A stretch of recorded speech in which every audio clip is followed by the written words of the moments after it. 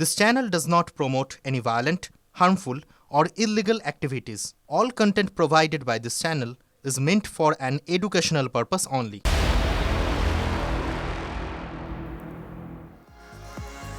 দেশি নয়, মধুসূদনের থেকে মেলা হাজার পিস কার্তুজ এবং রিভলভার প্রত্যেকটি ফ্যাক্টরি মেড, অর্থাৎ অস্ত্র লাইসেন্স থাকলে যে অস্ত্র কেনা যায় সেই অস্ত্রগুলি কি করে এলো এই মধুসূদনের কাছে?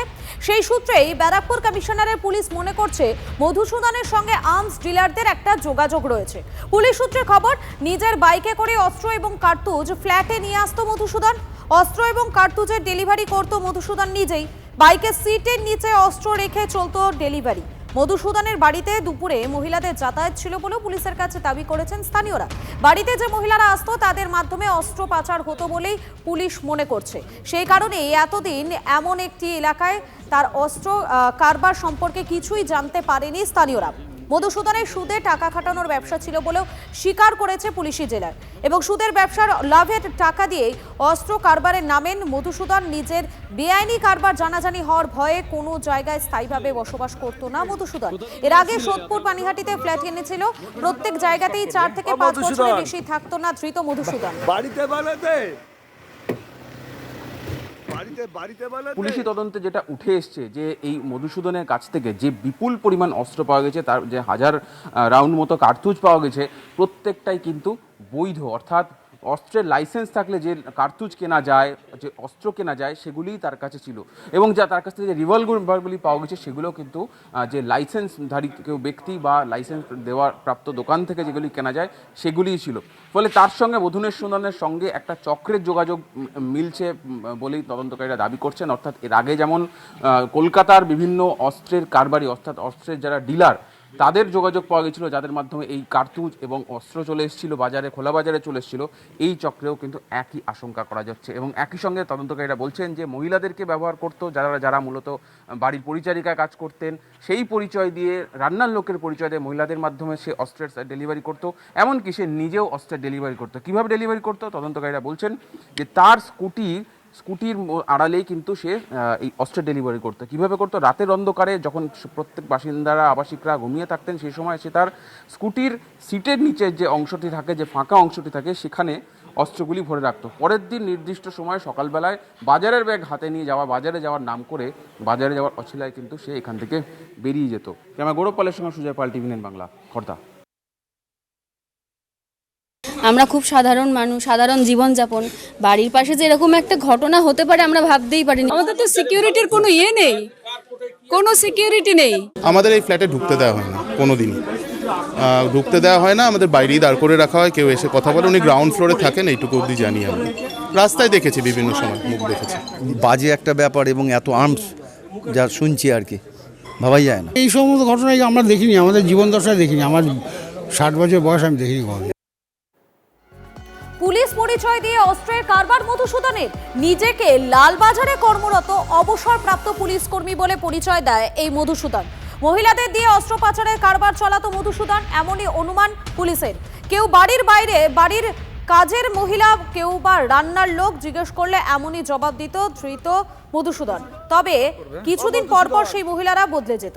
আর ওই ফ্ল্যাটে থাকতে দেওয়া হবে না মধুসূদনকে, সিদ্ধান্ত নিয়েছিলেন ফ্ল্যাটের আবাসিকরা। প্রয়োজনে আবাসনে প্রবেশের প্রত্যেক গেটের তালাও বদলে ফেলার সিদ্ধান্ত নেওয়া হয়েছে।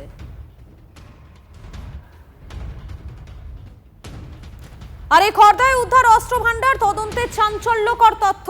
প্রাচীন মুদ্রা বিক্রির আড়ালে চলতো বেআইনি অস্ত্রের কারবার। গতকাল মধুসূদনের ফ্ল্যাট থেকে উদ্ধার হয়েছে বিপুল পরিমাণে প্রাচীন মুদ্রা। অস্ত্রের সঙ্গে উদ্ধার হয় বিপুল গয়না। শুধুই কি অস্ত্র কারবার, নাকি নেপথ্যে আরো বড় কিছু? মধুসূদনকে জেরা করে জানতে চেয়েছেন গোয়েন্দারা। জলাভূমি ভরাট করে বেআইনি নির্মাণ, হাইকোর্টে প্রশ্নের মুখে রাজ্য। কলকাতাবাসী ফের কবে জলাজমি আগের অবস্থায় ফেরত পাবে? আমাদের সঙ্গে রয়েছেন আমাদের প্রতিনিধি শ্রাবন্তী রয়েছেন। শ্রাবন্তী, হাইকোর্টে ঠিক কি কি প্রশ্নের মুখে পড়তে হলো রাজ্যকে? দেখো, এর আগেই ওই জলাভূমি কেন ভরাট এবং জলাভূমির যেভাবে ভরাট হয়েছে সেখানে বেআইনি নির্মাণগুলোকে ভেঙে ফেলার নির্দেশ দেওয়া হয়েছিল। আগে চিহ্নিত করে ভেঙে ফেলার নির্দেশ দিয়েছিলেন বিচারপতি, কিন্তু দেখা যাচ্ছে সেখানে সেই কাজ শুরু হয়নি। এরপরেই বিচারপতি অমৃতা সিনহা অত্যন্ত বিরক্ত হন, তীব্র অসন্তোষ প্রকাশ করে তিনি বলেন যে কোর্ট কতবার অর্ডার দেবে এবং বারবার কেন এটা এই হিসেবে ব্যর্থ হবে? এই জলাভূমি কাজগুলোতে কেন বারবার ব্যর্থ হচ্ছে রাজ্য প্রশাসন? একই সঙ্গে তার বক্তব্য যে কলকাতাবাসী সঙ্গে আদালত কলকাতার যত জলাভূমি রয়েছে এরকম ভাবে যেখানে বেআইনি নির্মাণ হয়েছে সেই জলাভূমি ফেরত পেতে চায়, জলের দৃশ্য দেখতে চায় কলকাতাবাসী। এবং তারপর ফের তিনি নির্দেশ দিয়েছেন যে দ্রুততার সাথে যেখানে বেআইনি নির্মাণ সেগুলিকে চিহ্নিত করতে হবে এবং তার বিরুদ্ধে পদক্ষেপ নিতে হবে। ধন্যবাদ শ্রাবন্তী। আর অপরদিকে ভোট পরবর্তী অশান্তি মামলায় হাইকোর্টে ধাক্কা সিবিআই এর। অভিজিৎ সরকার খুনের শর্ত সাপেক্ষে জামিন 2 পুলিশ কর্মীর, ইন্সপেক্টর রত্না সরকার এবং হোমগার্ডের জামিন মঞ্জুর। সিবিআই আদালতের ভূমিকা নিয়ে সমালোচনা হাইকোর্টের। বিচার বিভাগীয় শৃঙ্খলা মাথায় রাখা উচিত নিম্ন আদালতের। অভিযুক্তের বিরুদ্ধে গ্রেফতারি পরোয়ানা চেয়ে আবেদন করেনি সিবিআই।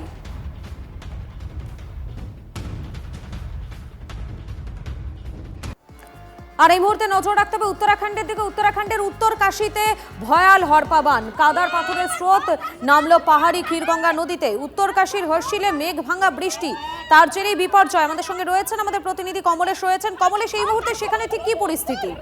দেখো, এই বর্ষার শুরু থেকেই পাহাড়ে একের পর এক বিপর্যয় দেখতে পাচ্ছি এবং যেটা দেখা যাচ্ছে এক্ষেত্রে ও একটা ছোট নদী, সেটা অলমোস্ট খালের মতো শুরু করে দেওয়া হয়েছিল। মানে নদী যখন এরকম পরিস্থিতি হবে, বেশি বৃষ্টি হবে, পাহাড়ে ধস নামবে, তখন নদী নিজের মতো করে রাস্তা খুঁজে নেবে।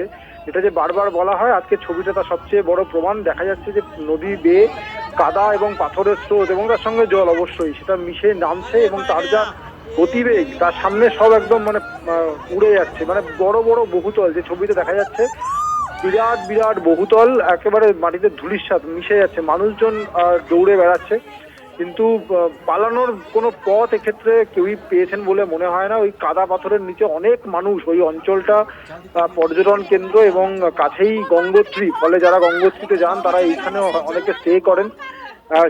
এই অঞ্চলটাতে অনেকে এই কাদা পাথরের তলায় আটকে থাকছে। যে ছবিটা এই মুহূর্তে দেখা যাচ্ছে, দেখো কত বড় বড় বহুতল মুহূর্তের মধ্যে একদম তাসের ঘরের মতো ভেঙে পড়ছে এবং এখানে অনেক মানুষ, মানে স্থানীয় বাসিন্দা থেকে পর্যটক অনেকেই আটকে রয়েছেন। এই উদ্ধার হলে হয়তো জানা যাবে মৃতের সংখ্যা এক্স্যাক্টলি কত হবে। ধন্যবাদ কমলেশ। দেখতেই পাচ্ছেন আপনারা, সেই ছবি দেখাচ্ছি, ভয়াবহ সেই ছবি দেখতে পাচ্ছেন কিভাবে হরপাবান নেমে এসেছে এবং যারা নিচে ছিলেন সাধারণ যারা মানুষ, তারা প্রাণ ভয় সেখান থেকে পালাতে থাকেন। কিন্তু যেমনটা আমাদের প্রতিনিধি বলছিল, কতদূর তারা পালাতে পারবেন সে বিষয়ে কিন্তু একটা প্রশ্ন থাকছে। দেখুন কিভাবে হরপাবান নেমে এসেছে।